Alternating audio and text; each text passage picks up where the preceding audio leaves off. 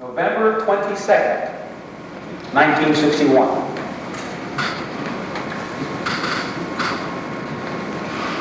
Now, I think that's a very important story. It's a very important baseline. The isolation of the president, and some of the vitriol you can see in NSC meetings. An argument that Lemnitzer, the chairman of the Joint Chiefs, and Kennedy had over Cuba in one of those very meetings on Vietnam. They point out the feeling, the animosity that had built up. But it also makes it very clear, Kennedy was not willing to do it, given the arguments that he was given. There wasn't any chance of everyone doing it, and no one would bother to ask him again. Now, what happens as a result of this new American aid package, in addition to manned advisors, airplanes, and so on, is a much larger ground intelligence capability than we'd had up to that point. MACV, the Military Assistance Command of Vietnam, was created. And this man here, General Paul D. Harkins, who became the first commander. His replacement would be General Westmoreland, who is probably more of a household name. But General Harkins was the first MACV commander, and he took command in early 1962, February 8th, as a matter of fact. In any event, MACV had a much larger ground intelligence effort than we had at this point. And they spent a long time, Harkin's intelligence staff did, trying to figure out what the threat was. I mean, after all, that's what you need to know. What is the nature and the size of the threat? Once you know that, you can marshal and allocate the national resources that are going to be laid out to meet the national objective. Well, something funny happened after about 6 weeks of looking at the problem. In fact, they brought the very best people they could out of the Pentagon, out of Honolulu, out of the Army intelligence effort there. They brought a couple of people from there. They augmented the new MACV staff with the very best order of battle experts we had to do this initial study of the enemy. And what happened was they discovered that the Viet Cong were much larger than they had thought. And the size of the enemy was about 3 times to where the South Vietnamese Army could cope.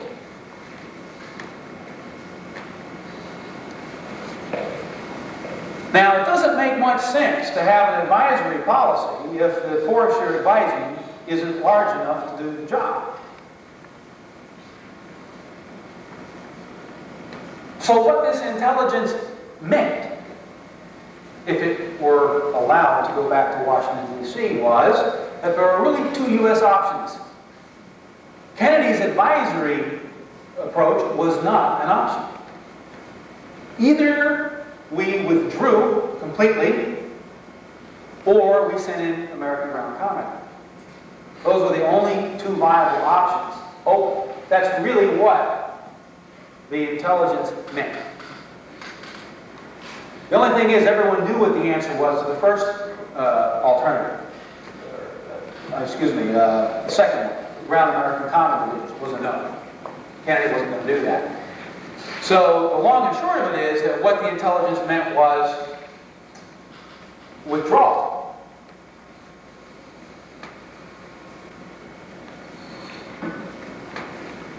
And as a result, I am not happy to tell you that this combat intelligence was not allowed to go back to Washington, at least officially. Now, what happened was, and what made it awkward, also McNamara, as the point man now for President Kennedy, would travel out to Honolulu and to Harkin's headquarters in MACV in Vietnam, sometimes once a month, during 60 to check on the progress of the president's policy. And when he went out to these meetings, this picture of what was really going on was hidden from McNamara. And in fact, it became worse and worse. And in its place, a story of unadulterated progress was erected and delivered to Kennedy through McNamara by Harkin's staff. I'm going to talk how many people saw the CBS reports, The Uncounted Enemy, that Westmoreland sued over? Really, that few? Amazing. CBS went to press, I think, with with material that is very, very damaging to General Westmoreland. But I think what happened here in the early years is much worse than what they went to press with. I did hear that Dan Rather, immediately upon hearing about my book, asked for a copy to be sent over. Because in a sense, it vindicates the work that CBS did on the Westmoreland years. There's only one problem. It might tie back into the assassination. Of course, you all know Dan Rather's position on that, so I don't expect to see him follow up.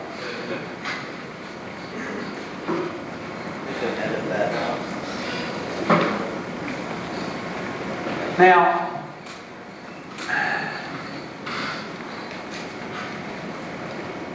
the reason that I know that the intelligence coming out of Saigon was doctored and a false story put in its place is because the people who did it told me they did.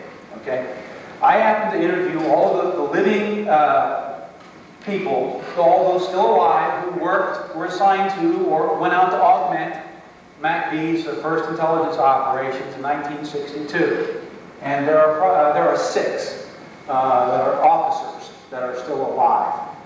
And in fact, one still working for the CIA in a part-time capacity. But if you saw the CBS special, you saw him, George Allen, on tape.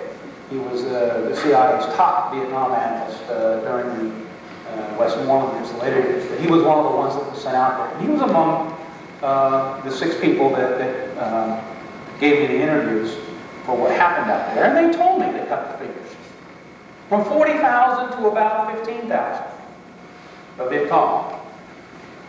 Told me what happened to the reports on infiltration.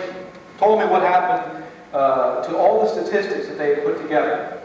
How lousy they felt. How the out-of-towners were kept under house arrest while McNamara King was briefing and went, so they couldn't go back to Washington and blow the whistle before he got back.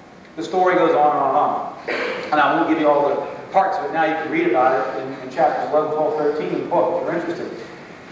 What I want to show you now, because I couldn't print tons of documents in that book, or 1 or 2 examples, I want to share with you something about documents. And I have 2 purposes here today. One is to actually tell you about the story, but when we say, you know, what's in the files, well, let me show you. Let me give you an example of the sort of things that are in the files, other things that might be there. Okay, so keep that in mind too.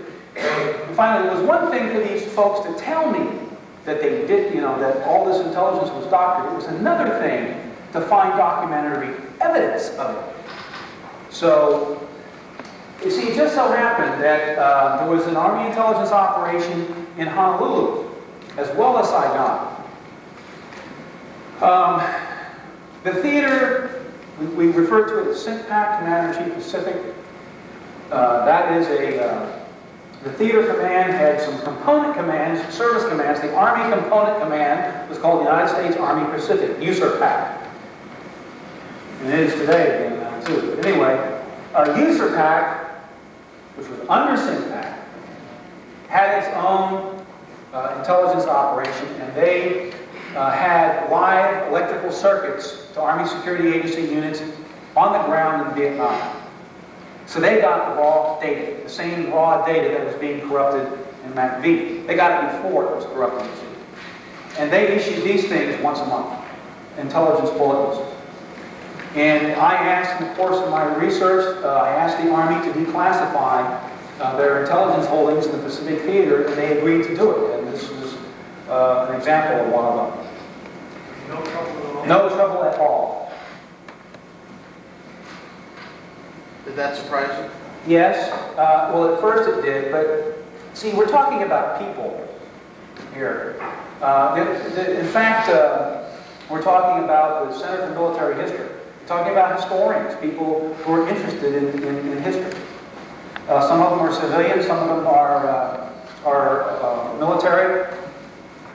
And I think you'll find that the stereotypes tend to break down once you get inside organizations and start dealing with people. It's just, one of the problems is there's never been any manpower for this sort of thing. There's just scads and noodles of stuff that is technically declassified because it must be after so many years, but the markings haven't been crossed out. You know, you have to take a marker and just cross through the classification because it doesn't belong there. Technically, if you have a piece of paper and has the markings on it, it's not right. It's supposed to be lined through, and somebody has to go through safes and go through all these pieces of paper, and that, if you knew how many pieces of paper there are and how many years that would take, I mean, that's really the problem. So you have to know what you want, and you have to ask the right people, and normally you'll find them cooperative. FOIA, though, works in a different way. FOIA, you come busting through the front door of a bureaucracy, and in many cases, if a document has been coordinated by 2 or 3 or 4 agencies, it has to be sent to 2 or 3 or 4 agencies. Comes in the front door there to a staff element, which then has to find a line operation somewhere where somebody's supposed to know about this area. Then that somebody has to look at it. Then it goes back up to the staff element, and then it goes back to the first, the requesting point, maybe a presidential library, and that whole thing can take a year, 2, 3 years. So that's why I'm so excited about this process of opening files, of having another mechanism other than this FOIA thing. No matter how bad it is, and I think as we did in the statement Friday, we should register our criticism for watering down the process, but never should we be so cynical as to just say, no, we don't care about it. We do. We want the files. Now, let me just move along here.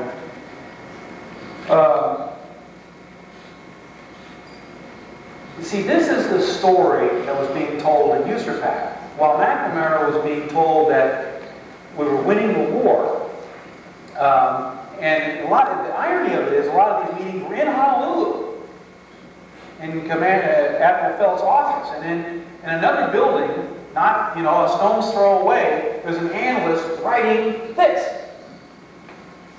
pace of Viet Cong war in South Vietnam slowly accelerated. Here, on this particular one, which was May 1962.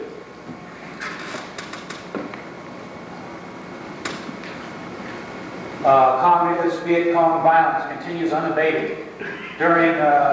During March, the Viet Cong launched an all-time high of 1,161 armed attacks.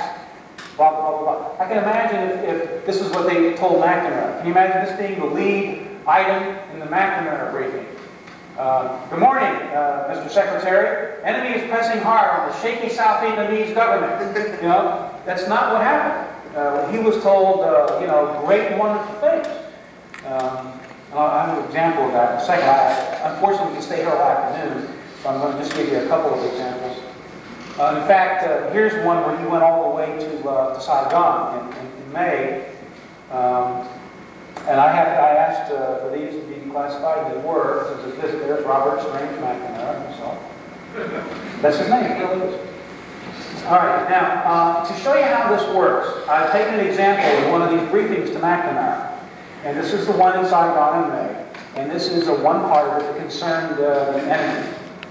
And I have taken 2 paragraphs here, subbullets 1 and 2, to show you how this operates. Now, notice that this one we say is a review of major Viet Cong military activities. This one we say is a major review of Republic of Vietnam Armed Forces operations.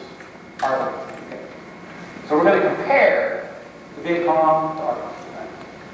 Now, since 14 April, there have been no Viet Cong operations as large as battalion size. Okay, a battalion's about 600 or so men. So anyway, the Viet Cong, since 14 April, didn't have any battalion operations. The largest operation they had was about 50 men. Now, Since 21 March, there have been over 40 operations of Italian or larger size. So in other words, the big guys are winning 40-0. Looks pretty good, doesn't it? Well, wait a minute. This up here says since 14 April, and here says since 21 March. Why not just pick one date and stick with it? Why not, you know? In other words, if I'm going to give you the score of a football game, wouldn't it be weird if I gave you the statistics for one team for the whole game and for the other team for just half the game? Really weird. In fact, I'm going to show you why they did this, because here's another USERPAC intelligence bulletin covering that very period, incidentally. And what this is, you see all these little splotches all over here that look like there's smoke coming up? You know what these are? These are Viet Cong battalion operations. Now let's take a look at the dates. 12 April, 8 April, 6 April, 2 April, 2 April, 9 April, 10 April, 26 to 31 March, 20 March, 13 April, 9 April, 2 April, 16 March, 1 April, and so on. That's a whole bunch of Viet Cong battalion operations. So let's go back and take a look at this again. Since 14 April, there have been no Viet Cong battalion operations. Oh, I get it. But since 21 March, there have been 40 government battalions. Are you beginning to see what's going on here? And in fact, what had happened between early March and 14 April was the largest Viet Cong offensive of the war. And they were refitting and taking care of their wounded. So in the review of Viet Cong and government of Vietnam operations, Secretary McNamara is told, hey, the Viet Cong aren't doing anything, and boy, the government is out there just kicking their butts. And this is the sort of the use of how they do it, the statistics that are pulled out to advance this story.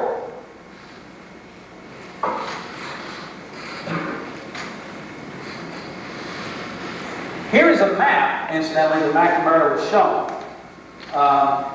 For this is called the measles map, by the way, by the people who created it. Loving name. And the idea is that red is breaking out on it everywhere. And what happened to this map? In fact, this map was done in conjunction with the Order of Battle study, where the figures were cut from 40,000 down to about 15.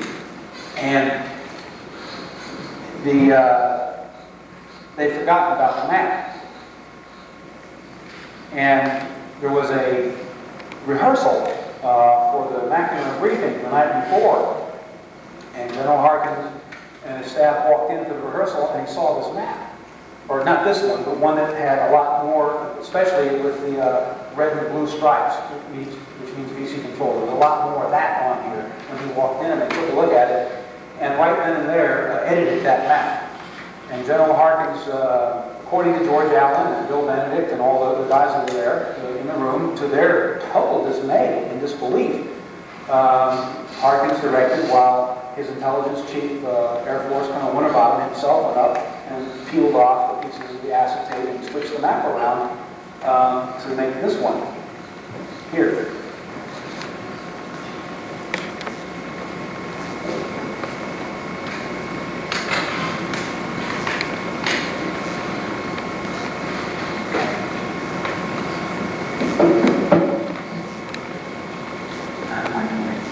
Not very good. All right. Now, let me just take that off for a second. This lie went on really till the end of the war, but it didn't work in the sense that Kennedy found out. They didn't find out until perhaps late 1962 or early 1963, and I can't really be sure of an exact date. What I can tell you is why I know that he knew. There are a number of reasons for it. Number one, CIA began to impugn. the statistics coming out of that video by the end of the year.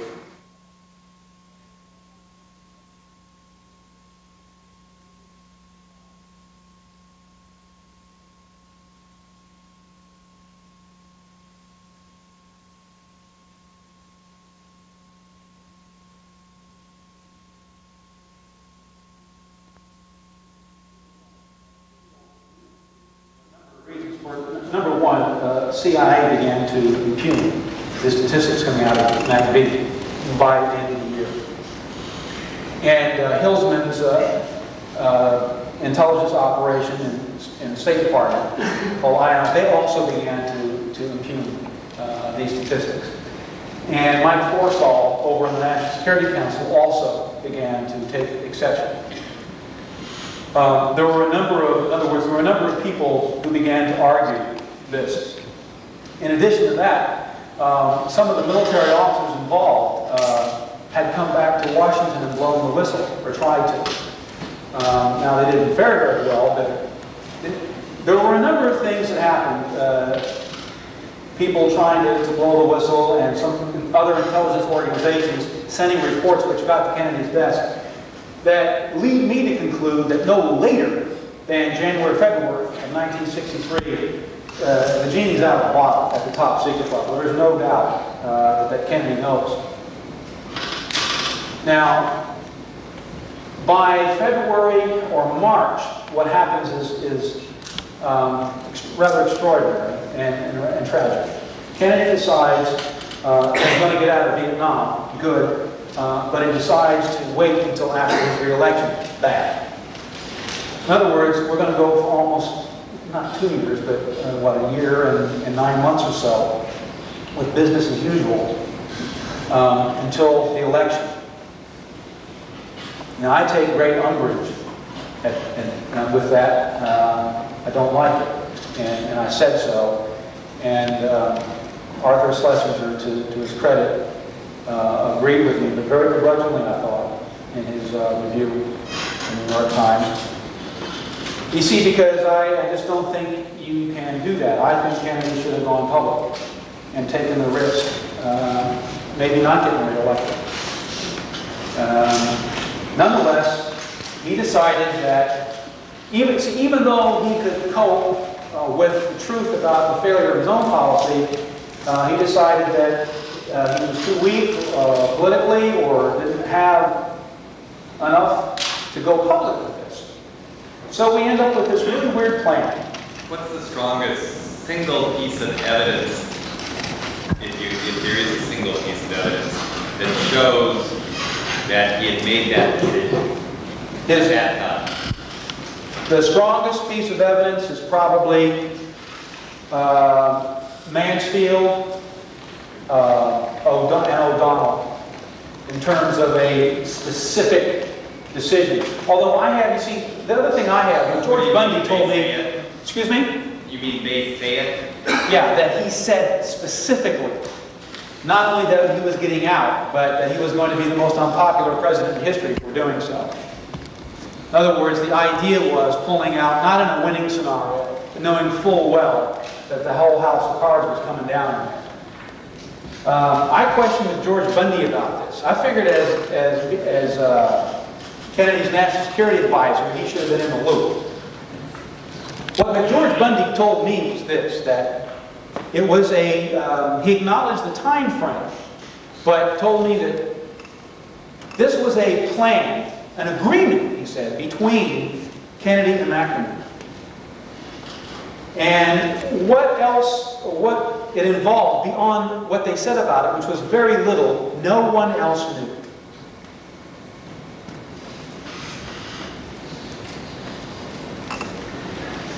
Which makes sense if the plan is to deceive. It's not something you're going to put out as an all-points bulletin, okay?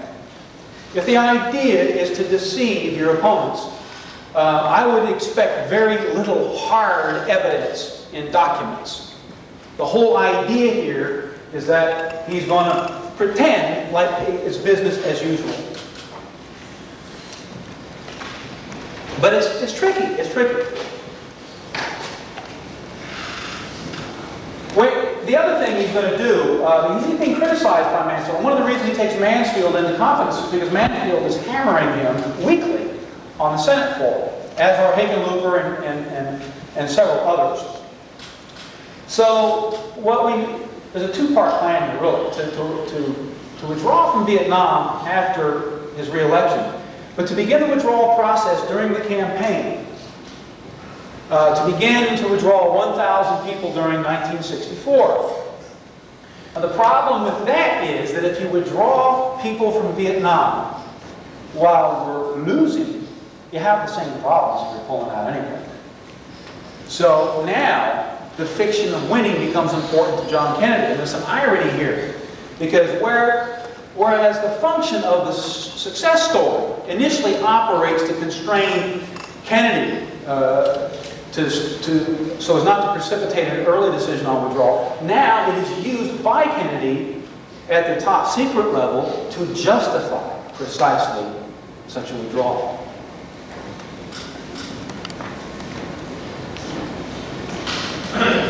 And that's tricky. I mean, it's tricky, but what I mean is risky. It depends on a lot of things. And one thing that Kennedy and or McNamara had not taken into account was what happened that summer, which was the complete collapse of the regime in Southeast Asia. Anything new, Diem's regime was terribly corrupt. But a simple little thing that started, the Buddhists wanted to fly their flags like the Catholics too, and the regime said no. And so they protested, and shots were fired, people were killed. And instead of backing off and mending the fence, the Diem regime dug in its heels, and the thing festered. And Americans were treated to this sort of picture at dinner time and again. There were 8 or 9 of these things, well staged for the international media that summer. And it leads directly to coup planning in Saigon, aided and abetted from Washington, D.C., especially by Hilton and by Forrestal in the NSC, and eventually approved of by Kennedy himself. And it would take me a half an hour to go over the story of how that decision came, and I just don't have the time to do it, so I won't here. The bottom line is that Kennedy's hands are mired in this coup planning, but it's not straightforward. And the thing I want to mention about it is this: some people, particularly advocates of intervention, have seized on Kennedy's complicity in coup planning as an argument that the flag was planted and that there was no backing away, that we were committed from that moment on. I don't buy that. In fact, the whole idea of our involvement, of encouraging the generals, was a signal of displeasure in Washington, of a desire not to become further embroiled.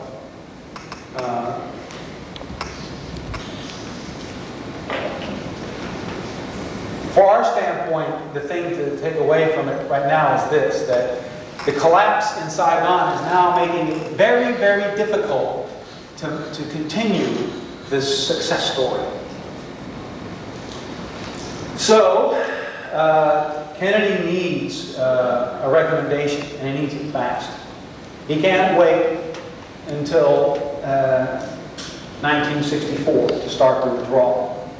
If he does, what we're probably going to see is just exactly what he doesn't.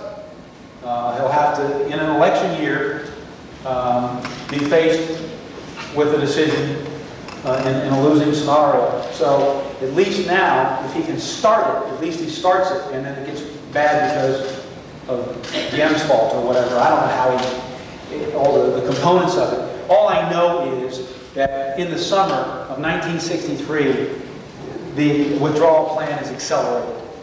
And instead of waiting until 1964, the decision is made to withdraw the first 1,000 guys by the end of 1963. In order to accomplish that, McNamara and Taylor are sent out with the express mission of recommending such a plan. They do. They come back, although it's amazing when you get into the details of the trip. They really had no business whatsoever, I mean, honestly, coming back with this recommendation, but they did. And the recommendation is crafted in something called National Security Action Memorandum 263. Now, the problem is, okay, what is NSAM 263? NSAM 263 is the Kennedy withdrawal order. Here it is.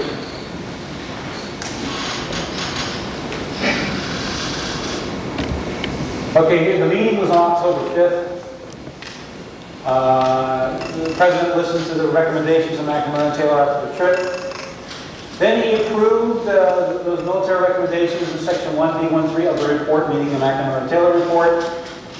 And here's the key portion of this document. But directed that no formal announcement be made of the implementation of plans to withdraw 1,000 military personnel by the end of 1963. This last paragraph here talks about a cable to Saigon number 534. It was just declassified last spring. We have it now. It's more coup planning, is what that refers to, that cable. It has been declassified. Anyway, this is the operative portion of NSAM 263. It makes, what this document tells us is that Kennedy implemented the first part of the withdrawal plan, i.e. 1,000 people out by the end of the year. And these recommendations in Section 1B, paragraph 1-3, contain the schedule, the plans to turn over all responsibility for the war to the South Vietnamese by 1965. So really, this is it. I mean, it's very clear. Now, he may have changed his mind and not gone through. He may not, in other words, had he lived, yes, maybe he would have canceled or changed or whatever. The fact of the matter is, he did order the first 1,000 guys out and approved recommendations to bring everybody out by 65. That's just an historical fact. What's the date, John? Well, the date on the document itself is October 11th, but it's very clear when the meeting took place. The meeting was a National Security Council meeting on the 5th of October. 1963. Now, I worried that maybe I just couldn't read English, or maybe somebody who wrote the words here didn't understand what they were writing. Because really, this is the only thing we've had. I mean, we've had this for some years now. 1976 was when it was declassified.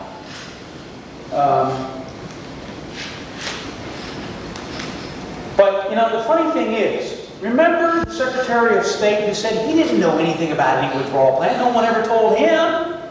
Let's look at whom this was addressed. Who's the first guy up there?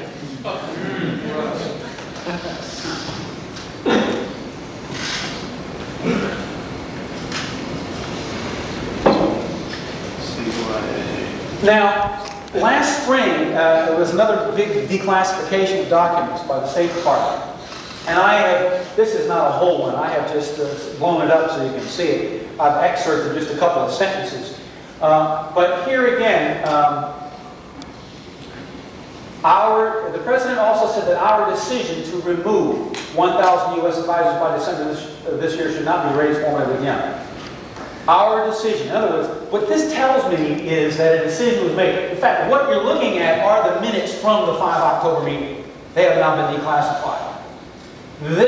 These minutes corroborate that order that you just looked at. All right? Now, there's a couple of things I want to bring up about this. Oops, wrong way. On 2 October, after Kennedy listened the first time to the McNamara and Taylor recommendations, McNamara went out into the steps of the White House and briefed the press corps. And what he said was that he was recommending that the President withdraw 1,000 guys in 63 and everybody out by 65. That's all that happened, and it's called the 2 October White House Statement. But the thing about it is, see, there was an argument. They wanted this whole thing, McNamara did, public, and Kennedy wouldn't do it. Kennedy was afraid that if this was public, then his hands would really be tied to the optimism. that McNamara came back with, or was actually told to come back with. So after much acting, we have the minutes of that meeting also. You can read where Kennedy, what happens is McNamara is sent out to state what his recommendation is. And that way the president will not himself be tied to the optimism. So what's going on here is a public charade where McNamara comes back and recommends to the president that he take out 1,000 guys. We can never see Kennedy publicly out there saying he can do it, that he can pull out. Meanwhile, just a couple of days later, Kennedy implements on the 5th, actually makes a decision. This the public is never told about. Now, in case you were wondering, it continues to operate that way. Here is an excerpt I took out of his next press conference where Vietnam comes up on 31 October. Okay, this is 3 weeks after the decision's been made. And he says, if we are able to do that, talking about 1,000 guys coming out. Okay? If we could do that, the first contingent would be so many. So publicly, there's no decision. Oh, if we can pull out. Okay? At the top, that's an unclassified. Whoops.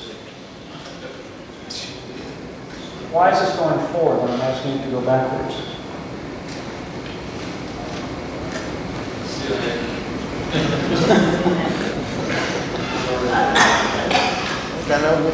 Okay. This, at the time, of course, was top secret. This was no press conference. Same with it. Up. It's going forward. Backwards. One more. One more. This was a top secret document. That's the difference between the 2 October White House statements, which was an unclassified if-then proposition. Actually, McNamara's recommendation says by the end of the year, the war should have progressed to a point where we can pull 1,000 guys out. And we think that it will.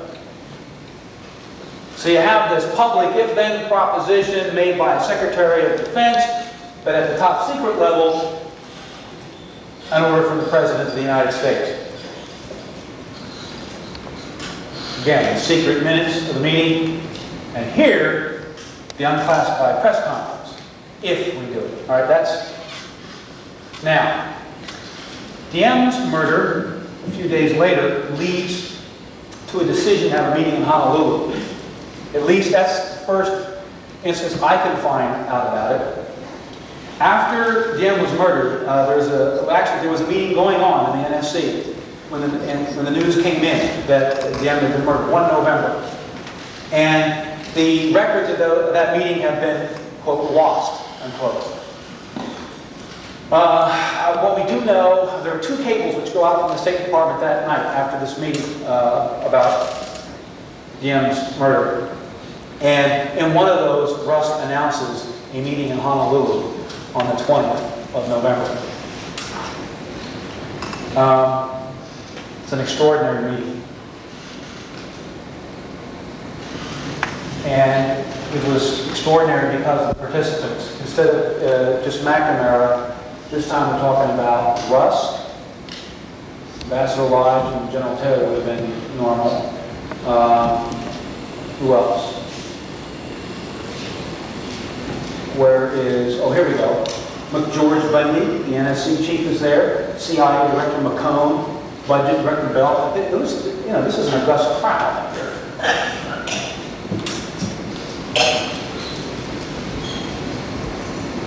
They show up at Honolulu 2 days before the assassination.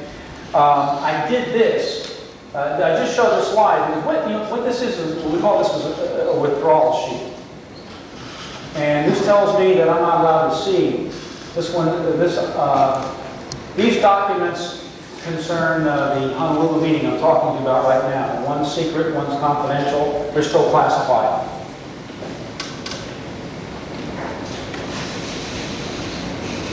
And there are many more. This is just one example. There is a lot of stuff still classified about this Honolulu meeting. Why? Good question. Good question. Well, let's talk about what we do know about Honolulu, and then maybe that will become clear. I found the briefing book the Honolulu briefing book up in the Kennedy Library. It was all out of order. It took me 3 days to put it back in order. It's about this thick. And buried way back in the back, in the tab enclosure, was this thing. And it was entitled "A 1,000-Man Withdrawal." An extraordinary document. We learned a lot of things about the history of the withdrawal plan. Actually, that it was cast in concrete back in May of '63. Which gets a little bit to your question, sir. You asked what hard evidence, but I was talking February, March, and making a guess in proximity to the CIA reporting and State Department reporting that was contradicting MACV. What I probably should have said then, there is this piece of hard evidence, and we do have a declassified record of that May SecDef conference by May. The withdrawal plan, including the 1,000-man component, has been cast in concrete. This whole business of my thesis of the February-March timeframe, though, does not have such a document like this. And I don't know that it existed back then or not, but anyway, because quite a few documents from the May SecDef conference are also, quote, lost, unquote. And I talked about this at our press conference on Friday, how there's this black hole of missing documents that have been destroyed over the last months of Kennedy's life about Vietnam. That's part of the problem here. Anyway, what does this tell us? First of all, the initial SINCPAC, Commander-in-Chief Pacific, SINCPAC plan, was submitted in July.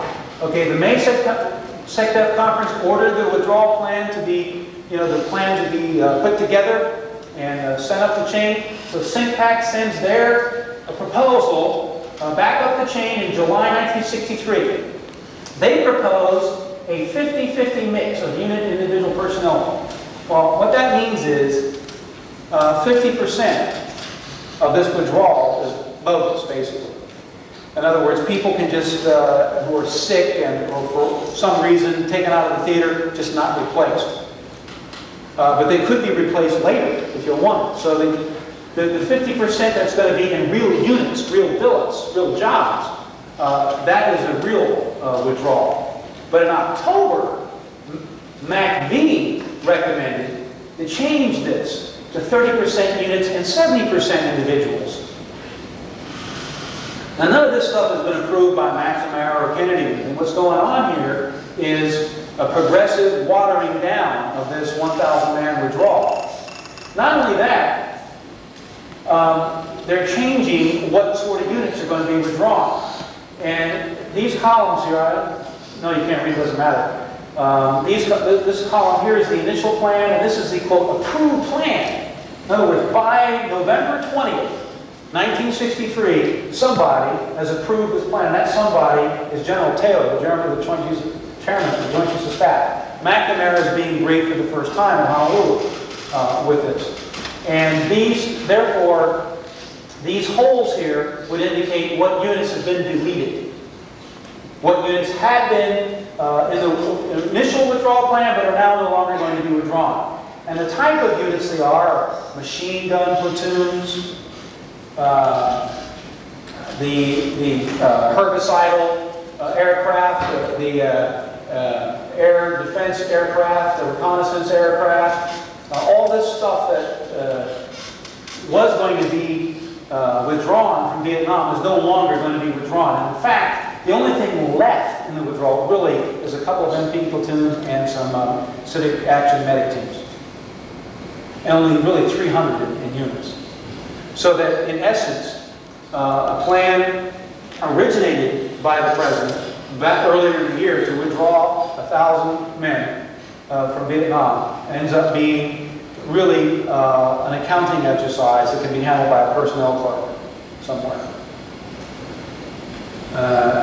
Now, that's one thing that I found out about Honolulu. The other thing was when I interviewed the participants, William Colby was there, George Bundy was there.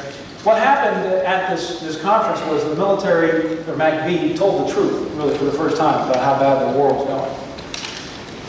They said that the situation was critical, especially in the southern Delta area where most of Vietnam's population resided.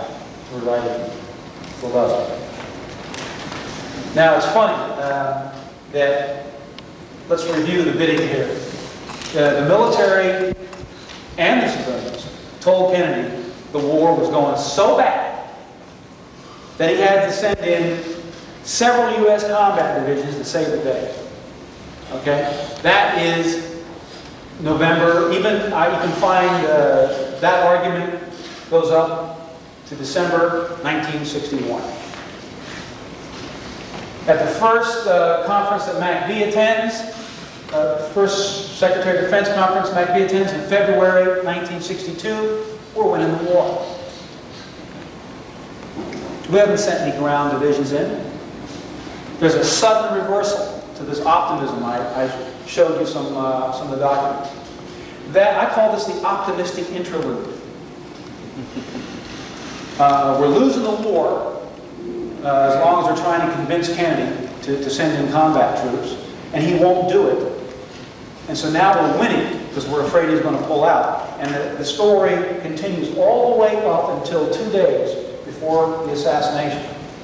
And along with this information that we're losing are proposals made at this conference to escalate the war using direct American military power against North Vietnam. Now, at the time, it's called Op Plan 3463. It will become known as Op Plan 34A. But its original institutional origin goes under the name designated 3463.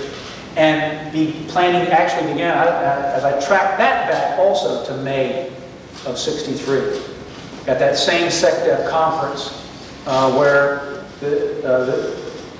the participants were informed that the withdrawal plan would be drawn up.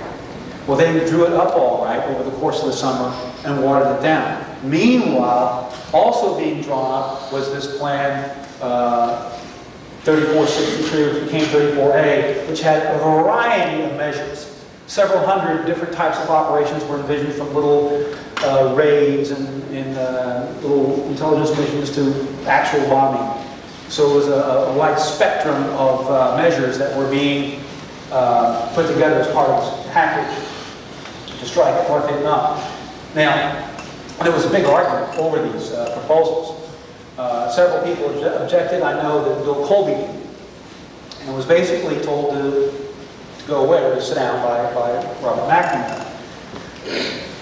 Now, majority, and the other thing that they decided to do as a result of this new developments, the war had turned sour, and the Joint Chiefs' recommendation, and McNamara's recommendation was to hit at North Vietnam, was a new ensign was going to be put together for Kennedy to sign. Now, George Bundy, his NSC advisor, had the job of taking these recommendations from Honolulu, coming back to Washington, and putting together this new ensign for Kennedy, which he did. What he did, however, was to put in a constraining clause in the paragraph that pertained to these attacks against North Vietnam. This is the draft that he put together, dated the 21st November 1963. Day before, Kennedy's already on his way to Dallas. He never sees this. And on the second page of it, I think, or third page of it, you can see here, with respect to action against North Vietnam, there should be a detailed plan for the development of additional government Vietnam resources, especially for blah, blah, blah, blah, blah. So in other words, all this stuff here is going to be done as a development of additional government Vietnam resources. And that's what we're going to do with respect to action against North Vietnam. Kennedy is shot in Dallas, and Johnson signs the ensign instead, or approves it instead. And there has been a change, however, in this paragraph. The words are different. Planning it's very strange. Peter and I have Peter Scott and I have discussed this for days on end. Why in the hell they took out, North Vietnam from here? almost have to do a little detective work to figure out what this paragraph is talking about. But this is the same paragraph. And what we're saying now is that planning should include different levels of possible increased activity, and in each instance there should be estimates of such factors as resulting damage in North Vietnam, plausibility of denial, possible North Vietnamese retaliation, and other international action. The point is here that the constraining clause that George Bundy put in there, limiting this to just simply developing more additional South Vietnamese resources, is gone. This opens the door to American action against North Vietnam. And here I've excerpted the salient portions of the draft and the one that Johnson signed. And you can see the dramatic difference. And in fact, a day or two after this, Johnson called General Kulak in and told him to get a group together right away to pursue this. And they did. He approved the plan in January, and the missions began right away and were continued throughout the course of 1964 and led to the so-called Gulf of Tonkin, whatever happened later in the year. In this instance, though, what we're talking about here is very basic. And I talked at length with George Bundy about the differences here. And there were other ones, and I don't have time. I've only chosen one difference in the draft and the final NSAM. But what George Bundy told me is that the differences between draft and final 273 reflected Johnson's very much stronger views on the war and the orders that he, Johnson, gave that day. Johnson directed these changes. All right. And what change are we talking about? We're talking about a change from an advisory effort to one where there's direct American action. And that's something Kennedy never would have approved. The other change was more gradual, and that's combat troops. It took Johnson rather long to reverse that aspect of Kennedy's policy. Now, I have talked to you for much too long on Kennedy and Vietnam, but I want to talk to you just real briefly about LBJ and Vietnam during the Kennedy years. This is a picture of LBJ in Saigon and Diem in the spring of 1961, just a few weeks into the Kennedy administration. He was sent out there to shore up confidence after the Kennedy's decision not to intervene in Laos. And what he's doing with Diem out there is actually going beyond the mandate set for him by Kennedy, and he actually surfaces the idea, or asks Diem if he would like American combat troops. Diem at first says no. General Lagarde, our top military guy, is out there, and he comes in with a compromise with what if these American combat troops are only used for training? Then Diem says yes. The long and short of it is that Johnson will ask Diem to send a letter to Kennedy, Kennedy will get it, and he will totally ignore it. But the reason Johnson surfaced this issue with Diem is not because, as one or two historians have said, which is, they can't, like Gibbons at Princeton, that Kennedy ordered Johnson to surface this issue with Diem, but because Johnson received, the morning of his meeting with Diem, a top secret cable relayed from the Joint Chiefs the night before, stating that Diem should be encouraged to ask for U.S. combat troops. That is the documentary fact. These people who say, like Cahan, George Cahan, who used to run around campuses in the 60s urging escalation in Vietnam, now says he and Gibbons and others said that Kennedy ordered Johnson to go out there and do that. There is no proof of that at all. There's nothing I could find. What I did find was a top secret cable where the Joint Chiefs asked the Vice President to bring up this subject. In so doing, he was not serving the request or the desires of President Kennedy. He was facilitating the desires and the requests of the Joint Chiefs. In fact, Kennedy was back in Washington while Johnson was talking combat troops again, deleting from a presidential directive any authorization for Johnson to have such a discussion. Did Lansdale help him? I theorized that he did. And that is a very difficult thing to prove. I think when one looked at all the conversation, I collected all the State Department cables coming back and some reports that were being written in the Pentagon. Did you hear the question? The question was, did Lansdale assist in this? I think a very stringent analysis would suggest that Lansdale may have had a role, but it is by no means provable. I just know that Lansdale was very prominent, and there were a lot of cable traffic going back and forth. There was something called the telephone, which could have been very helpful in orchestrating events, but I can't prove it. I'm running a little late, so I'm going to. Now, this fellow here, Colonel Burris, was Johnson's military representative. Burris wrote an extraordinary set of memoranda to Johnson in 1962 about the battlefield situation in Vietnam. And he told the president, basically, the vice president, that we were losing. It's amazing. This is just the first one in January 30. It doesn't say anything about losing. Here we go. March 16th. The communist rebels continue their attacks with company and battalion-sized units, in contrast to much smaller groups. Is a very bleak picture being painted by Burris to Johnson here. Here's a better one. Viet Cong activities being intensified on an increasingly broader spectrum. In the face of this increased activity, South Vietnam statistics in one area in particular are somewhat alarming.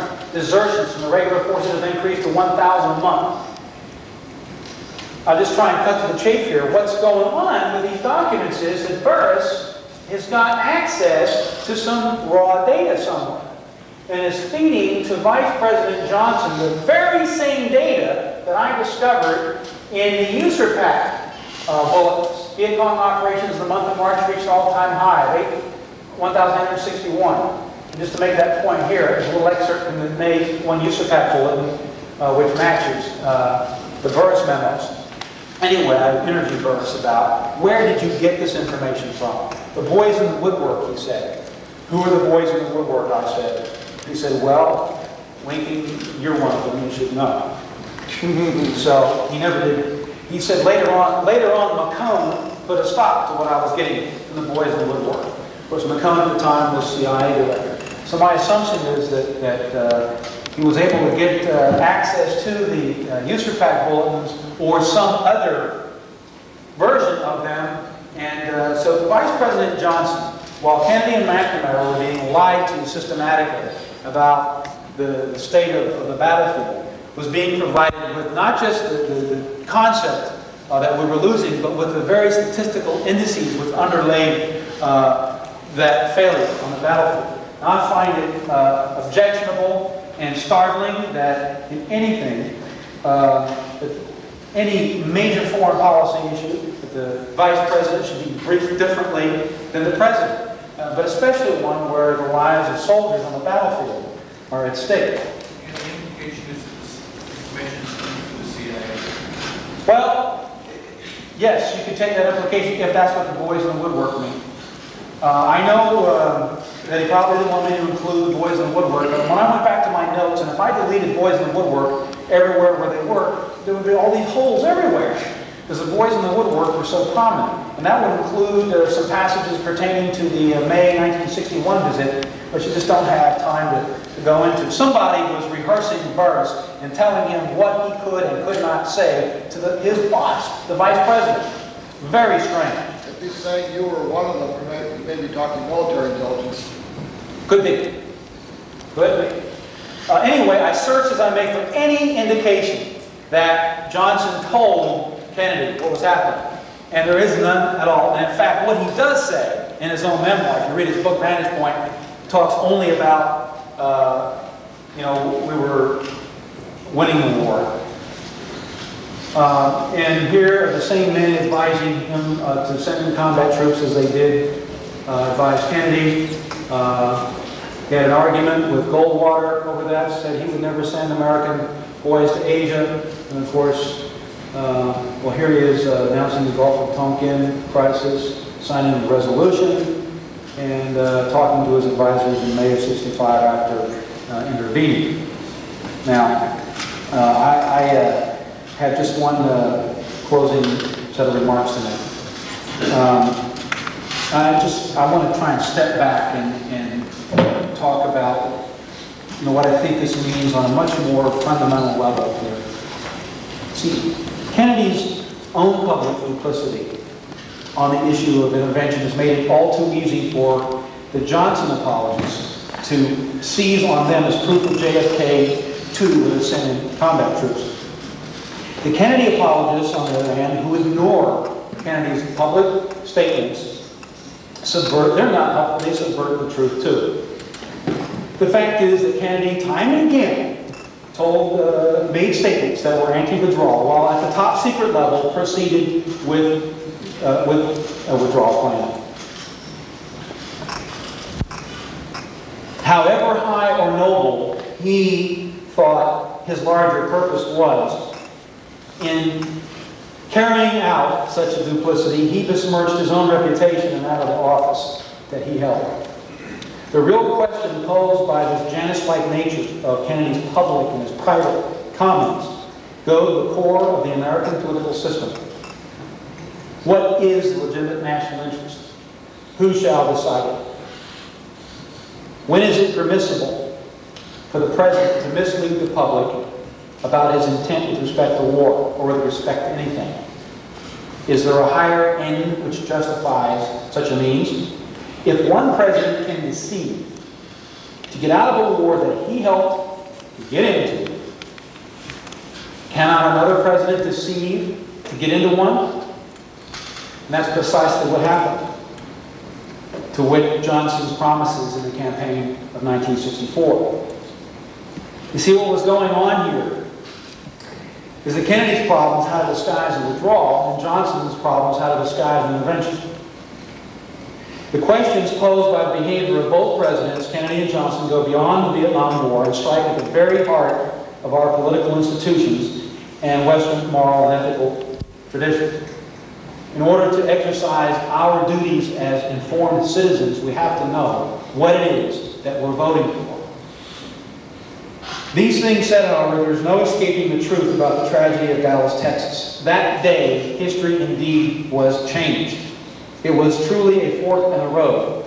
And when the guns of Dallas fell silent, this nation was irreversibly propelled into the Dantean inferno of Vietnam.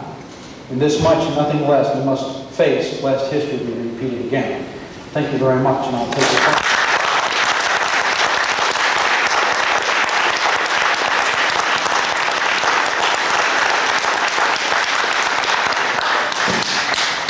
After our last speaker, is this on? Good. After our... Yeah, go ahead. George. Yeah, okay. After our last speaker, at 6, this camera person will need a ride to the airport, so if there's anyone who will offer their good services to us into this symposium to get into his plane, deeply appreciated. I'm going to take the first commentary and questions, John. The book by Peter Dale Scott, The War Conspiracy, establishes direct working links between the old China lobby, what could be called the Southeast Asian War Party, and the anti-Castro Cuban coalition. That is a kind of Southeast Asian Cuban access. Therefore, Kennedy's obvious decision to honor his no invasion of Cuba commitment and his apparent decision to withdraw from Vietnam, that is, two policy decisions opposed by the same people, for example, in the military, intelligence, and other groups, belonging to those three groups. His Caribbean, Latin American, and Pacific policy opposed by the same significant people. Do you find Scott's analysis credible? Yes. You do. Good. Thank you. I'm going to start up this way and come down this way. Yeah, John, you were staying pretty close to George Bundy, his activities in late November on after the assassination, and Sam 263, 273. There's been reports by some of the authors that he was responsible for the radio broadcast emanating from the Situation Room in the White House around 4 p.m. Central Standard Time on the day of the assassination, that there was only one lone assassin, no conspiracy. It's been attributed either to him or Commander Oliver Howlett. Can you comment on that? I really would like to if I knew anything, but I don't. Sorry. Hi, John. You talk a lot about Kennedy's policy on troop withdrawal. What about his policy on bombing Vietnam? As compared to LBJ, what do you think he would have done in that area? Yeah, you know, I could have gone into all the components. The policy was that a Vietnamese had to be in the back seat. And this was done in order to try and enforce the advisory role. We were training and advising. In reality, we know that this policy was flagrantly violated. Although you can't prove it documentary-wise, a number of flyers have come out and said that often the guy in the back seat wasn't a pilot at all. Even if he was Vietnamese, he might have been a lower ranking enlisted guy. The reality was that American fighter pilots and bombers were doing the fighting. But the policy was that we should only train them. And in many respects, when they had decisions that they wanted, they would brief the president thus and such. And if there was no reaction from the president, then the action would proceed. And I detail one or two of those in my book. And the air operations was one area in particular where that sort of negative decision-making or lack of decision. That's really not my question. My question is, do you think he would have bombed Vietnam out or not? Or was there been no bombing? Oh, well, it depends on what you're talking about. If it's North Vietnam, the answer is no, not using American planes. Or but we would supply them with them? What he wanted to do from the very beginning against North Vietnam was use South Vietnamese forces, and he issued an order in the first weeks of his administration to get after North Vietnam, to conduct guerrilla operations, and they even did. The problem was the people that dropped in there never came back out alive. So the thing just kind of tapered off, but not a direct American power against North Vietnam. Next question. John, 2 points I would like you to comment on, if you would. The first, because if anybody here has any questions of whether it causes military some anguish if they're asked to withdraw from a war situation, maybe you can address this issue, and that is the day of Jackal and Mr. Charles de Gaulle invited John Kennedy, and what had almost happened to Charles de Gaulle a few months earlier. And the second, would you please address the issue that we were reminded of last week in the 20th anniversary of Watergate, and that is the attempt by E. Howard Hunt, I believe, under the orders of Charles Colson, to make it appear that John Kennedy ordered the assassination of Diem. Well, I've always been intrigued by this issue of mucking around in Vietnam documents. And in fact, I'm not certain that there hasn't been other mucking around going on. And it always seems to hinge upon trying to paint Kennedy in a much more hawkish light than he was. And what I would say is what we're looking at is a continuing. I think it's covering up and contributing to a false notion of our history. But the fact is that the issue is not that Kennedy was against using American power in Southeast Asia. That is not what we're saying here. You know, I often point out that when the Berlin Wall went up in 1961, Kennedy sent an armored task force right through East Germany. Can you imagine Reagan having done that? All right, so the fellow was not afraid to use American military power. All right, and he went eyeball with Khrushchev in Cuba. But for him, I think the bottom line of Saigon was no Berlin, period. So while in some instances he was willing to spill American blood and treasure, In other instances, he was not, even though he was willing to go a certain way. And this business you're talking about here, and there are areas in my book that I pointed out, a couple of academics that tried to twist things around and invented false orders by Kennedy that contribute to the same pattern that it would if Kennedy was totally behind the DM murder, which you're talking about here. And there's always a pattern to these mistakes where Kennedy ends up being tarred with the brush of intervention. And the truth is that the reverse that he was getting at. Next question. I was wondering about your attitude toward the other side of the coin. I know you've done a lot of work about Kennedy's sympathies toward a withdrawal or use of surrogate forces, or perhaps its low-level counterinsurgency. What was the impetus, in your sense, for the Joint Chiefs of Staff and those who opposed Kennedy's policy to keep pounding for introduction of U.S. combat troops? Why were they so intent on it? Well, there are probably a number of factors here, and I am not a student of which companies would have profited, as companies always do, who make implements of war, and we have a war. And so there's certainly a factor, but I won't say that the Joint Chiefs were influenced by that, or not influenced by that. I don't have their stock portfolios, I don't know. And I wouldn't want to say that any of them were. I really look upon the Joint Chiefs, with a possible exception of LeMay. And I'm talking about Decker, I'm talking about Shoup, the Marine Corps Commandant, as basically honest individuals who really believed. And these were the heyday years of the Cold War. We'd gone through, the Soviets had threatened to nuke Paris and London at one point in the late 50s. We'd had a series of crises where we backed down because we felt we were in a position of inferiority strategically vis-a-vis the Soviet Union. So there was a series of setbacks in 57, 58, 59, Syria, Lebanon, Suez. In any event, I don't think that, for the most part, all these individuals who simply want to get into the war because they don't have money. I really do believe that they looked at the world in a very black and white situation. It's we versus them. And they're rearing their ugly heads here, and we've got to stop it everywhere at once. And if everywhere at once means deploying American combat troops in Europe, and in Cuba, and in Southeast Asia, that's what we ought to do.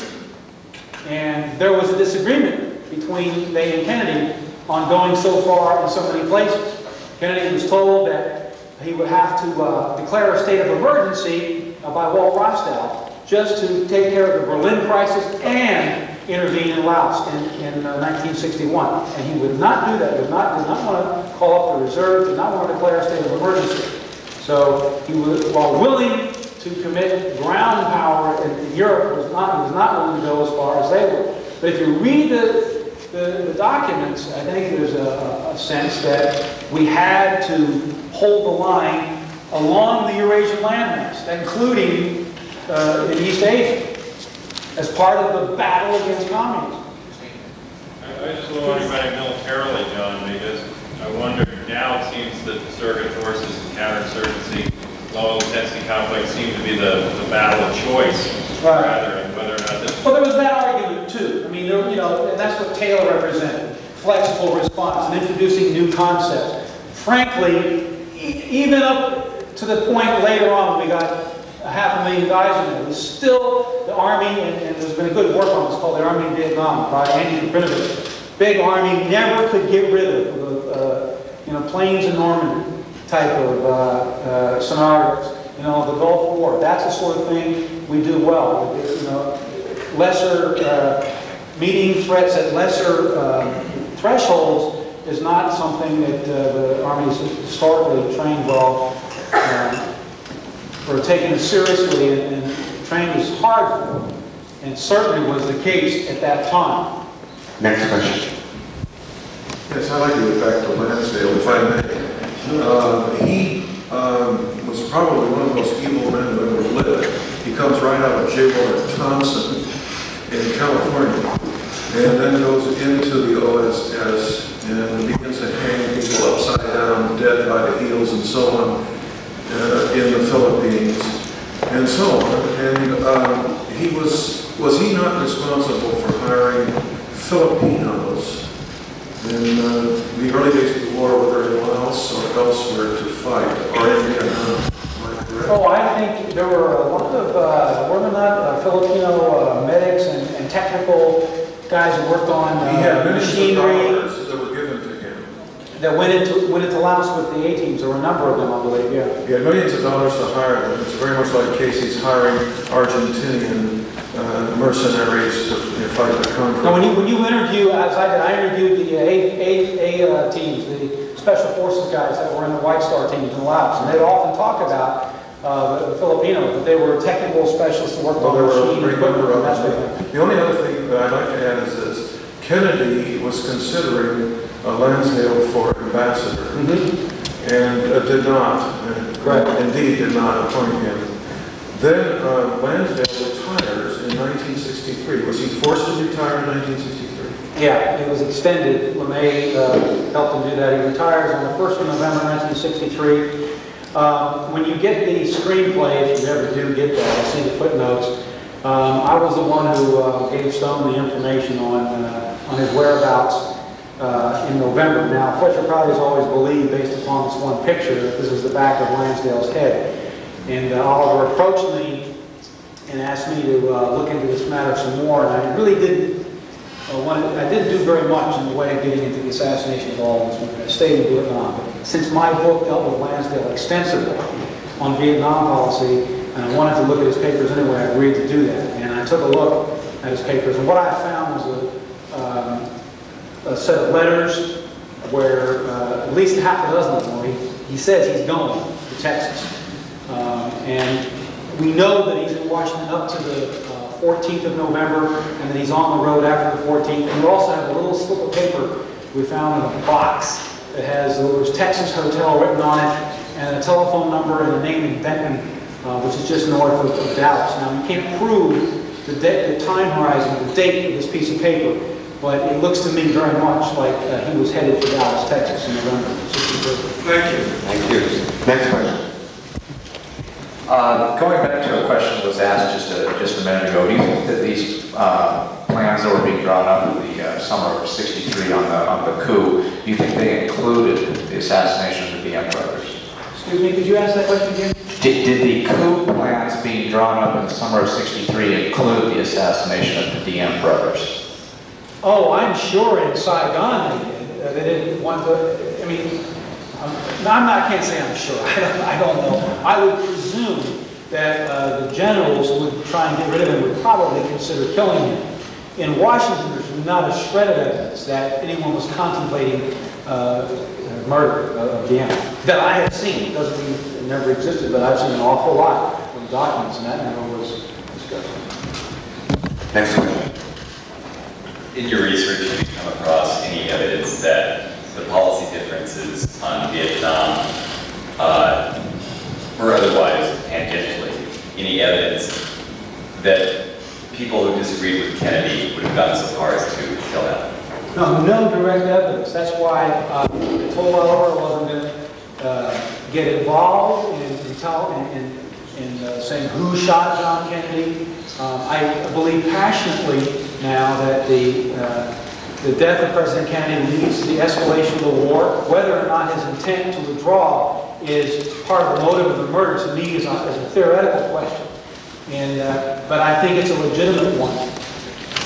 For Christ's sake, if in any foreign country, the chief of state were to slip and hit his head in the bathtub and die, and the next day or the next few weeks, a major portion of that country's foreign policy will reverse or change, we'd be asking tough questions about that. And we can do it here in this case, and we should do it. But it's not the type of question that will be answered on the silver screen. It's the sort of question that historians and political scientists and researchers need to get into. Now, I did not go into that because I had enough on my platter at the time to get through. I have asked a series of questions today which I think should be looked into. We need to start quantifying data, looking for patterns, and maybe, sir, one day we can get a harder answer to that. I don't, short of a confession, you will not have a piece of hard evidence. What you will have are evidences which will have to be correlated and analyzed and put together to make a theoretical proposition. Next question.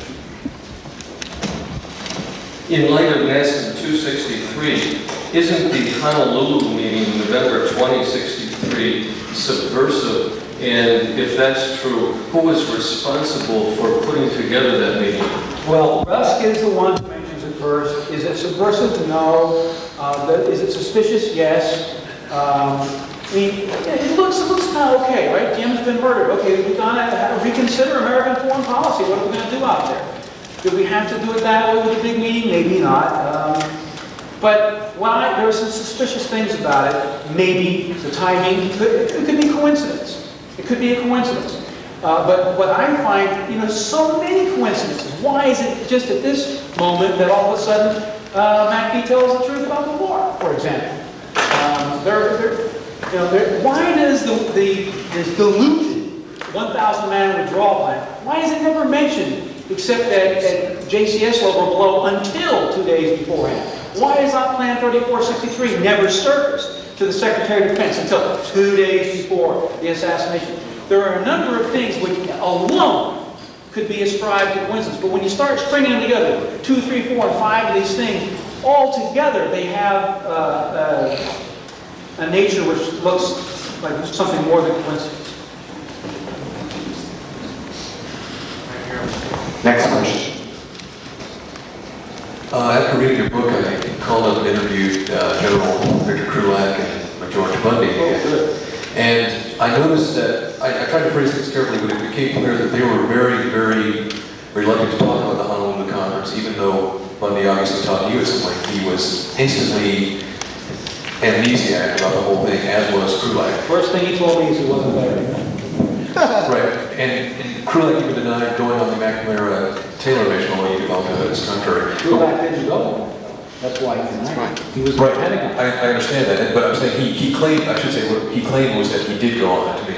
But, yeah, but what I wanted to ask was this, and I asked Krulak for his characterization, and it was vague. I'm curious about McNamara's actual role and actual feelings and his whole approach to Vietnam, because although he, quote, accepted the mantle of point man, at the August 31st State Department meeting, he vociferously opposed Paul Katzenberg on Vietnam. Both McNamara and Johnson, and I guess Rusk jumped all over Katzenberg when they started talking about withdrawal. McNamara silenced Colby when Colby opposed Op Plan 3463, and McNamara was a happy warrior. Let me jump in. I get your question. Who is this guy McNamara? What are his views on the war, right? That's what we want to know. Well, in fact, an AP or a UPI guy called me to get for my views, because he was writing an article on all of this, and McNamara had given him an interview. And it was extraordinary because McNamara won't talk to anybody. Well, McNamara gave me a couple of sentences through his secretary, and I printed it in my book. But, he told this AP or UPI guy, he's not going to weigh in on this because historians have got it all wrong. And I am just baffled by that. He's the one that has all the keys, and he won't tell us until we figure it out. What do we have to be, telepathic? We have He needs to, I understand that he is probably full of grief, and that he is probably, gets very upset thinking about the whole subject, and I can sympathize with that. He must carry a very great burden, but at the same time, until he comes out of the closet and starts talking, our view is going to be hindered on some very, very important issues, and it's just not fair. It's not fair to this country that Robert McNamara should hold his tongue like this. Next question. Thank you. I'm at the disadvantage of having not read your book, but the question of de Gaulle, JFK's meeting with de Gaulle and the advice that he received possibly from General de Gaulle. I am aware of the numerous attempts on de Gaulle that he survived miraculously, something like 26 or more assassination attempts in a very narrow period of time.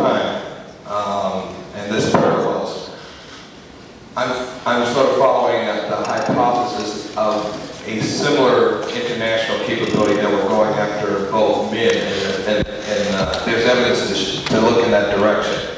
Do you go into that in the book, or do you have any ideas on that? I'm aware of these attempts, and also of books which allege American and CIA complicity in some of these assassinations. I have no information on that. I did not study that. Therefore, I have no competence to make comments on it. I'm sorry.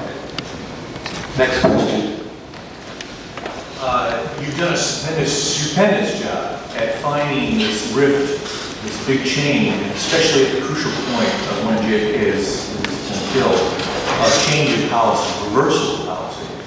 You've done it by doing a paper chase. You opened. I agree.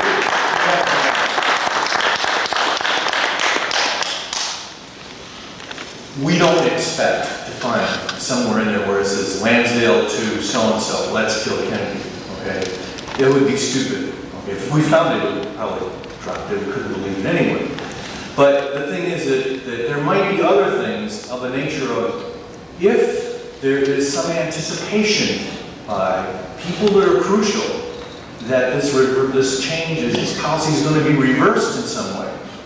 Let us say like ordering or putting through motions to start gearing up the purchase, the purchase activity for a war coming, then I'm wondering, is that kind of paper there? I'm not asking you, do you know, because it doesn't sound like this was within your scope. Is the kind of paper there to show if people started to anticipate the war by activities outside of it? Selective service.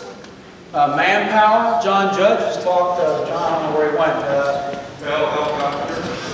Yeah, well, you could go after that, I suppose. But I'd be more comfortable searching for government documents. I don't know what you can do in the way of getting at documents of companies. But there are natural places to look. Whether what you're going to find. I understand the company's part. What about the part of the military itself? Well, selective service system files would be a good place to start.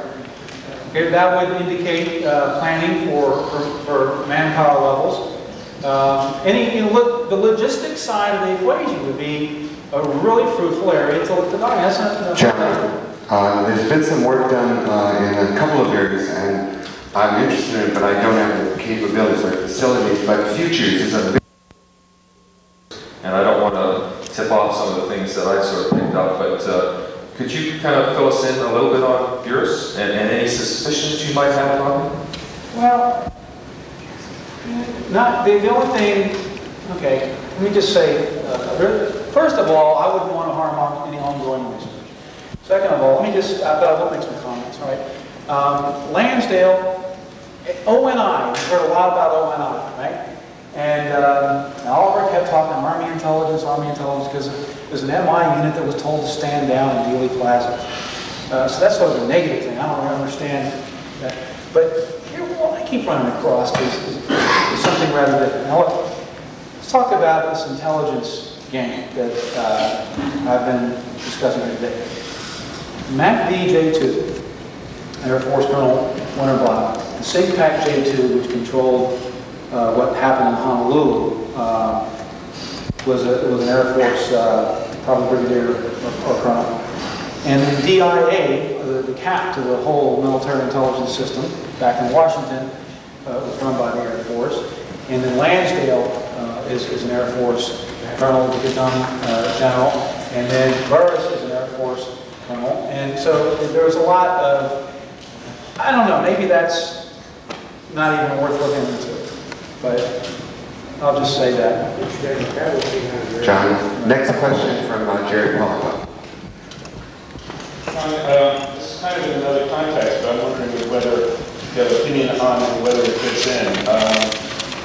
There was a passage in Khrushchev Remembers that I've always been fascinated with, where Khrushchev claims that during the Cuban Missile Crisis, Bobby Kennedy told, I guess it was Newman at the UN, that basically Khrushchev was a message from John Kennedy, and basically Khrushchev was going to have to back down because conditions were such at this point between Kennedy in the Joint Chiefs of the military, that if he didn't take a strong stand and if he didn't prevail in this situation, it was no longer out of the question that there could be a military coup.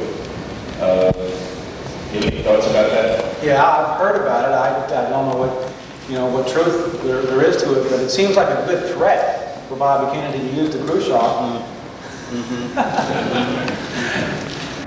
Next question, we'll try this side. I'm coming down. Where are some hands here? Coming down this side. I wouldn't want to be threatened with LeMay, would you? Questions on this side. Questions on this side. Hold on. Coming up. Just wanted to connect dots on the de Gaulle thing briefly, and that is the dot that gets connected there is that de Gaulle took the rather extraordinary position, particularly from his background, of deciding to withdraw from Algeria, which was a very Vietnam-like involvement the French had, and as a consequence of that, the assassination attempts were made on quite a number. The most famous is one which is commemorated in the Day of the Jackal. And also, would you speak to, no discussion of Lansdale is complete without mentioning the Phoenix program. Well, that's actually beyond the period that I covered, so I have nothing to really offer you that's new or exciting about that. I'll make another comment about Lansdale. His baby was taken away from him. His baby was Vietnam. Kennedy took it away from him, not just to not allow him to become the ambassador, which Kennedy said initially did Russ tell you I'm going to make you the ambassador? That didn't happen, but he removed him completely from Vietnam policy, and this hurt Lansdale and disturbed him greatly. He wrote about it, heart-wrenching emotion to his friends if you read his private letters. And in the same moment that Kennedy removed him, removed the heroin addict from his heroin, put him in charge of mongoose and all these hit teams and weapons caches in the South. Very an interesting, risky move on Kennedy's part. Next question. One of the reasons why people have a hard time believing that Kennedy was really going to get out of Vietnam in '65 is because a lot of the evidence is anecdotal, based on self-serving comments made by political friends, and there doesn't seem to be anything, as you say, you don't know if you'll ever find any piece of paper. I'd like to suggest, although I haven't... We do, though. We have the order. That's early on. I know. We're talking about total withdrawal by '65. Well, we have a piece of paper that says he intends to do that. Whether or not he would have done it, we will never know because he didn't live. But some people still won't accept that. What I'd like to suggest, although I don't claim to have seen the document, is that there might be a possibility of a document in existence, either from Kennedy to de Gaulle or to another ally at a top level that says, this is our plan, this is what we intend to do. No way. It doesn't exist. No way. It doesn't exist. Or could there be documents that haven't been declassified that are even higher than the NSAM's? No, we were we were not sharing very much of our plans at all. We're most forthcoming with the British, and I'm aware of seeing what we were telling them. But look, we don't, let's have some closure on this. Where are we really at? Kennedy ordered the withdrawal to begin. Did that. Intended to follow through by '65. We don't know whether it would or wouldn't, but what does the state of the evidence show us? What does it suggest? Well, it suggests that he probably would have carried through because we know what was going on when he died. The war was falling apart in pieces. And his choices were ground combat units or withdrawal. Those were the only choices he had. And all the arguments had been made. So the state of the evidence is he ordered the withdrawal to start, intended to carry it through, probably would have. That's where it's at. Next question. Yes, John, we discussed a moment ago the meeting in Honolulu on the 20th. The date was set, apparently the day of the announcement of Liam's murder that evening. And so that puts us almost 3 weeks away. Correct. Secondly, the next day after the Honolulu meeting, George Bundy comes back to Washington with 6 cabinet members get on a plane for Japan. Correct. What were they going to attend in Japan, which kept them in the air at the time of assassination, and who set it up? I know that, I'm sure most of us in here know the story. And it looks very suspicious, most of the cabinet being out of town, and even this Honolulu thing happening at the same time. It all looks very suspicious. But I can't make it. What was in Japan, though? Who set it up? Oh, it was an economic conference, and that thing was set up prior to this Vietnam discussion. I don't know how far back that goes, and I'm not an expert on that part of on that side of the equation. What I can do, if you're the expert, I can synchronize with you. I can show you how the time schedules that I'm researching fit with other ones. It's not my neck of the woods, in other words. What agency owns the papers that document that meeting that aren't released yet? A great deal of them are DOD. I would imagine. See, here's what I would like. Every one of these big 10,000-pound gorillas that attends a meeting has an assistant or an aide who writes summaries for them. And for example, that a couple of these meetings that I showed you documents from, I was able to verify what went on at them by looking at accounts from a couple of different sources. You know, a major for this general wrote a summary of them, and a major for this other guy who attended, he wrote a summary. So all those people that went out there to Honolulu went back and had notes. And in fact, so what I would like to see is all that stuff. So there would be CIA, there would be DOD, there would be NSC, there would be State Department, there would be a number of different documents. And in addition to that, there would be coordinated minutes of a lot of discussions. And there were tons of discussions. Besides the main conference room, there were a number of other rooms around where they talked specific issues. And we don't have access to any of that stuff. Now those would be quite possibly interagency documents where there's a coordinator. So next question here. So question here. Oh, I'm sorry. Can you tell us a little about reaction in the media to your book as opposed to the movie? Sure. Overwhelmingly positive, with two exceptions. I used to say far right, and I guess I shouldn't say far right. It looks to me like Harry Summers is, on this particular issue, is far right. At least I'll call it extremely conservative and pro-escalation. Apparently the pro-escalation people are now adopting Kennedy as an icon for this, and I have defamed him, defiled this man. And if John F. Kennedy were alive, he'd pound Army Major John Newman into the ground like a tent stake, says Harry Summers in the newspapers. Only a good friend of the Kennedy family called me up and said, having Summers review your book is like having the Ayatollah Khomeini review Salman Rushdie's satanic verses.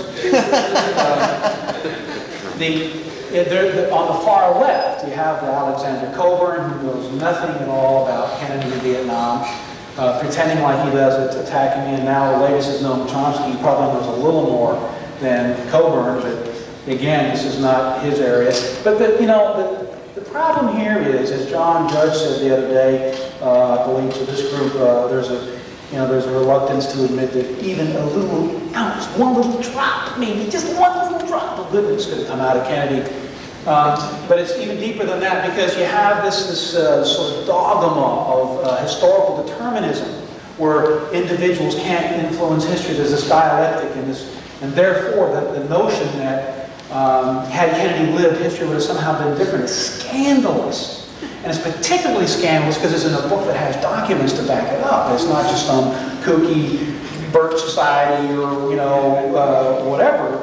That says, what am I doing here? I'm not putting a halo on Kennedy's head. I'm not putting a pitchfork in his hand. He's kind of a regular politician. He's got some good in it. You have to give him credit where credit's due. But at the same time, he played politics for the war. He wanted to get reelected more than he wanted to tell the American people the truth. That his policies had failed. That he was a political animal, and he needs to be called down where he deserves to be called down. But such a work that would cast off this Kennedy as saint or Kennedy as demon is unacceptable to extremists. But I'm finding soldiers come up to me who served and say, thank you. I understand now what's going on. And the broad mass of the American public is ready for this. And they're ready, I dare say, to find out whatever happened when we release the files. We're big enough to tell. Next question. It's pretty simple, but you were saying a while back, and it ties in what you said and what he said, even though a lot of those files are denied to you or banished, there's probably good odds that there's secondary files, even though the primary ones may have walked off. Yeah, look, anytime you get a chance to get material, you get it. But here, we're not talking about specific material, we're talking about a process. And that's what the fight is. Why do you think the Justice Department sent that letter over there to try and, you know, what we're arguing about here is letting the genie out of the bottle, guys. And once it's out, it's going to be very difficult to stop. Because when we start finding things out, the process will justify itself very quickly. And it could lead to all kinds of places. And that's what the threat is here. And we're arguing over process right now. And so, I mean, our position has to be, you know, no compromise. Open the files. John,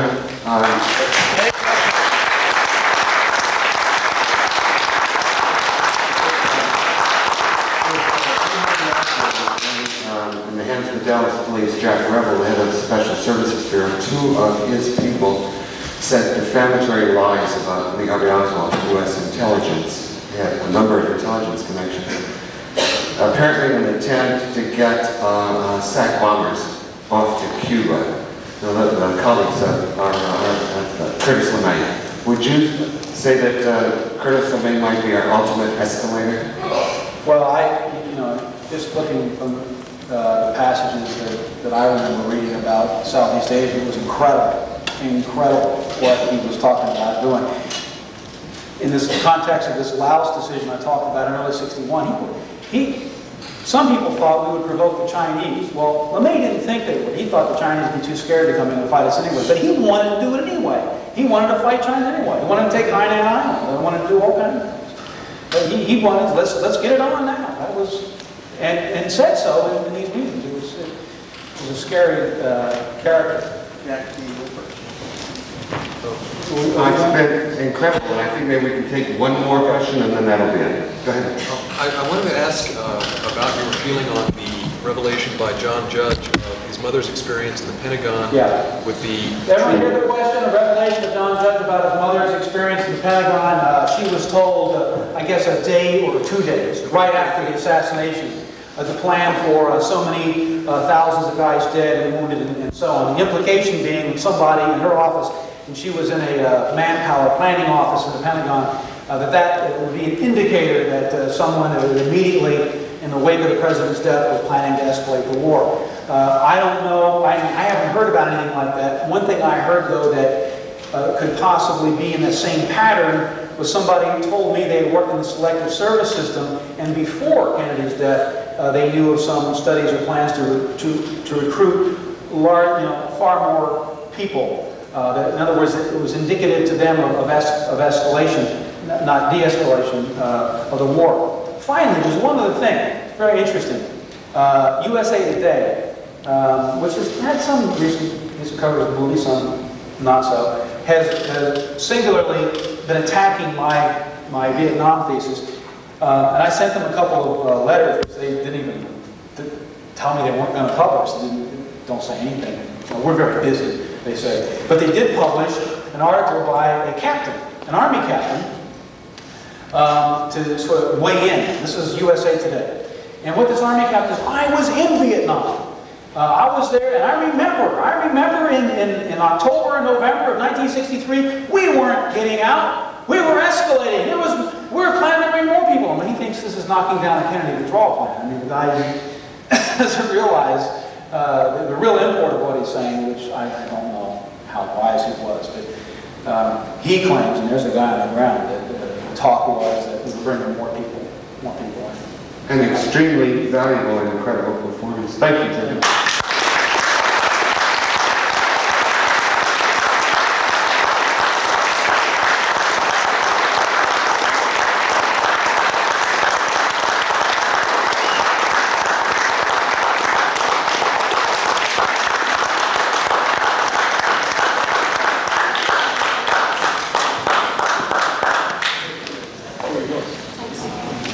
J. Edgar Hoover received dozens of threats to and assassination plans about getting JFK for over 2 years, made by organized crime figures, neo-fascist and racist figures, and U.S. intelligence figures, and did not report them either to the President or the Attorney General, and that's now on record.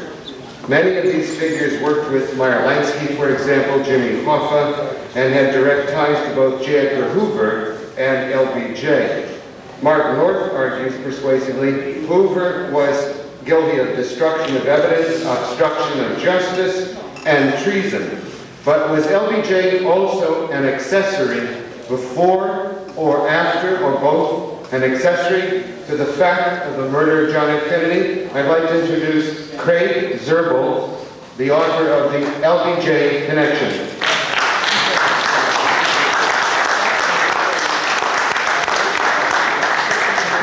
We will now make a leisurely descent from the higher heights.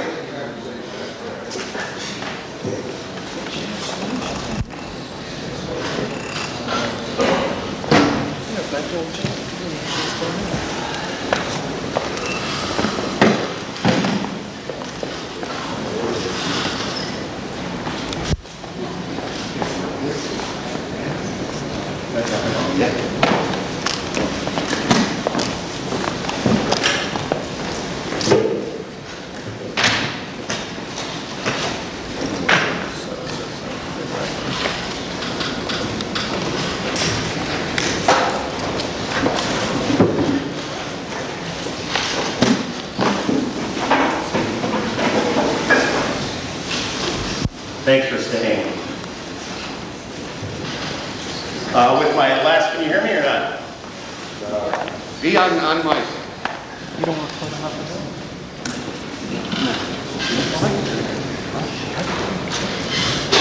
He's got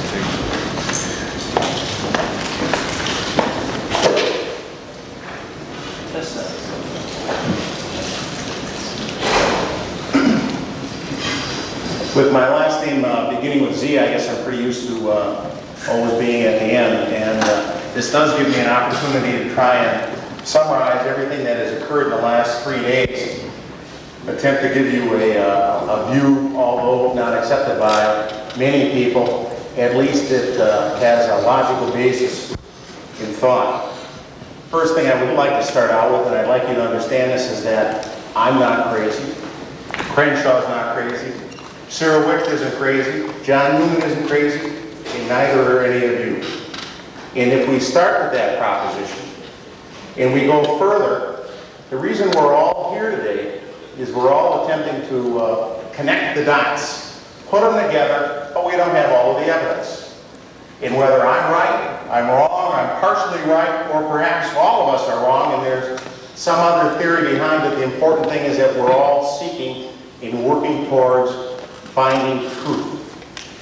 And when you're dealing with truth, one of the important items, especially with a jury system, is the use of reason and common sense. And that is not bought with a degree, but rather it's the application of logical thought based on everyday living experiences, attempting to reach a reasonable conclusion. And in fact, one of the things I'm here today about, and I'd like to tell you about, is a simple principle, and that is really, if you're out on the dairy farm, and there are lots of cows around, and you step in something, and it smells like cow dung, and it looks like cow dung, and somebody tries to tell you it's pudding, maybe you should follow up and attempt to determine if it's related to the cows. Applying reason and common sense to the 2 articles that were issued by JAMA. We've had doctors discussing it, and I don't know how many people have had an opportunity to read those 2 articles.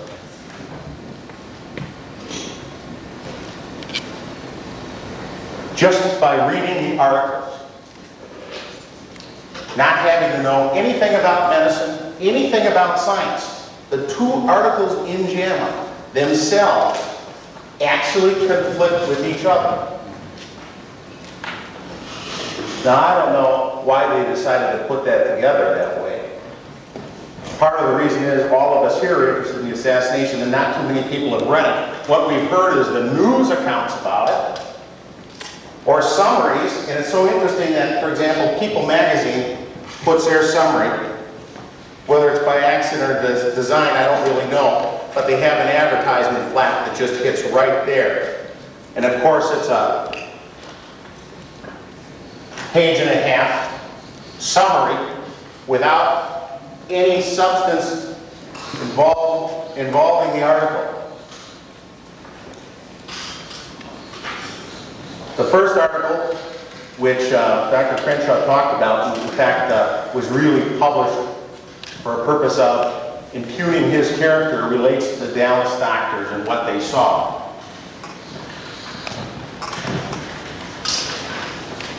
It's called JFK's Death, Part 2, Dallas MDs Recall Their Memories. If you read the article, what it says in the article here is that all 4 Dallas doctors who were interviewed were too busy trying to save Kennedy's life to look to see the severity of the head wound.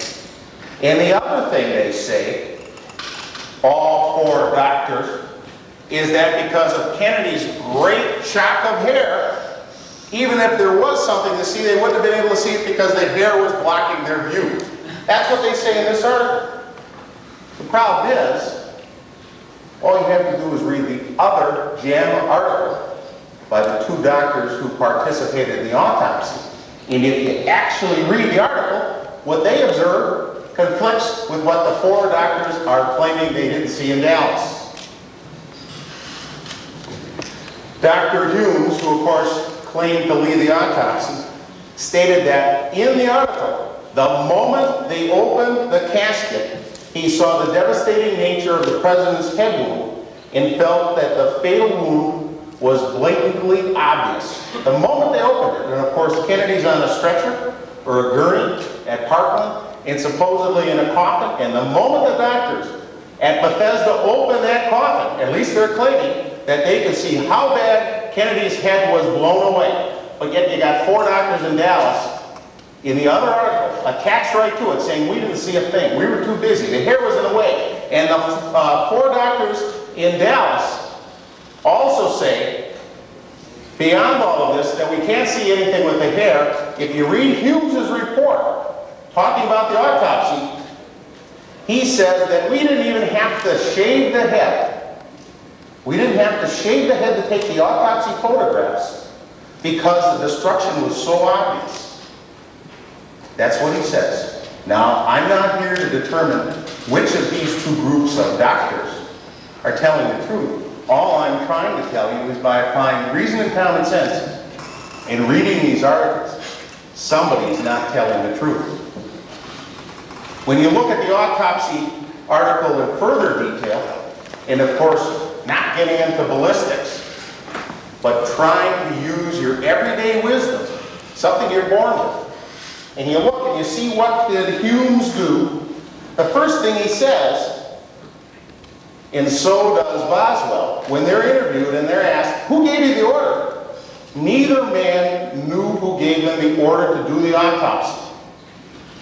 Rather, they think it was the Kennedys, and when they're questioned about that further, they say, well, why is that? Because they were in the hospital, so they probably had a consent. They don't know who gave the order, but they do have clear recollection as to what the autopsy order was. And it wasn't to determine the angle of fire. It wasn't to do any ballistics test. The purpose, according to Dr. Humes, was, quote, to find the cause of death. And I was told to get anyone I thought necessary to help do the autopsy, but to limit it only to the help I needed. Finding the cause of death was elementary. And that is why Humes and Boswell, as clinical pathologists, people who examine human slides and look at wart tissue, who had 2 perhaps 3 gunshot autopsies in their 21-year combined career at that point, weren't concerned about doing Kennedy's autopsy. And the reason they weren't concerned is because you didn't have to even be a medical student to determine the cause of death was by gunshot wound. And of course, if that was their job to determine the cause of death, it explains a number of other things. It explains why Hughes was not concerned with getting additional help, why he turned down an offer from the deputy director of AFIP to help, why he, before Kennedy came in, thought of getting a I gotta get the exact words here, neuropathologist to help him, but dismissed it then. And it also explains why Boswell, when Boswell was first informed that Kennedy was coming there, and that they were going to be involved in the autopsy, and knowing his own lack of forensic experience in this area, was concerned. And he stated to the people that were talking to him, "This is stupid. We shouldn't do the autopsy." And he said, quote, "The autopsy should be done at AFIP, Armed Forces Institute of Pathology, located only 5 miles away," which to Boswell was the apex of military pathology, in perhaps world pathology. That's why these 2 men weren't concerned, because their whole purpose was to determine the cause of death. And if you put it in a time sequence, Friday evening, the murder was captured. The weapon was found. We had close to a locked-up case as you could supposedly have. As Dr. Crenshaw stated, for about 4 or 5 days afterwards, even in Dallas, they thought everything was kosher.